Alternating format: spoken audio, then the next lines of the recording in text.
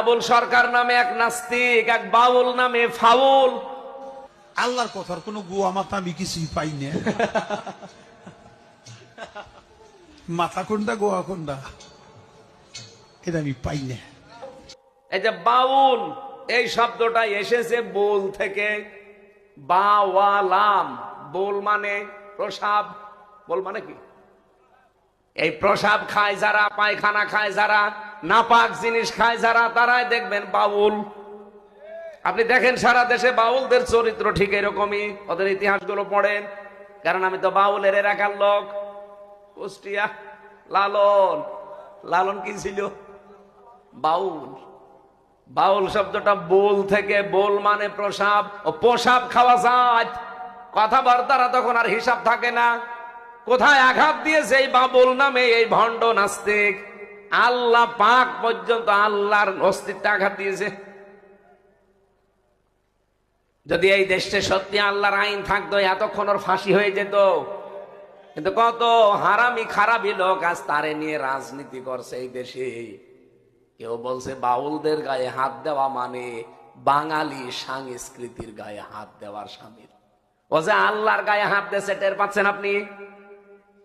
কি বলেছে ওরকম নিকৃষ্ট কথা আল্লাহর শানে বলা।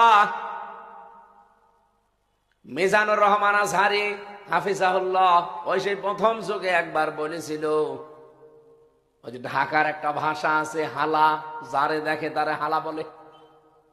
হালা মানে কি? ছেলে, ছেলেরে হালা বলে, বাপরেও হালা বলে। তো উনি একটা উদাহরণ দিতে গিয়ে মুখ ফসকে ওনার বেরিয়ে গেছে হালা। আল্লাহর নামে শব্দটা যায় না। সারা বাংলাদেশ থেকে তার নামে কত রকমের বদনাম। আমি ওই দিন বলেছিলাম যে না, স্লিপ অফ টান হয়ে গেছে, তারপর এই শব্দটা আল্লাহর ক্ষেত্রে মানায় না। উনি ভুলও স্বীকার করেছিলেন, কিন্তু এই লোকটা ভুল স্বীকার করা না, কোর্টে দাঁড়িয়ে নিজের পক্ষে এখনো পর্যন্ত সাফাই গাচ্ছে। আর তার পক্ষে যারা যারা আছে আপনি দেখেন, তার পক্ষে কারা দাঁড়িয়েছে? ফজো পাগলা, এইরকম পাগল ছাগলের পক্ষে দাঁড়িয়েছে। আপনি যে দলের নামই নেন না কেন, আল্লাহর বিরুদ্ধে গেলে ওই দল না, আমার মা বাবাকেও আমি মানি না। এই কথা বলেন না কেন? আপনি একজন বলছেন আল্লাহ আছে, কিয়ামত হবে, অথচ আল্লাহর ভাষায় আপনি মুমিন না। কথাটা একেবারে উল্টিয়ে যাচ্ছে। আসলে আমাদের মনের খবর, যেহেতু আল্লাহ জানে কথাগুলো, মানুষ এত সুন্দর কথা বলতে পারে।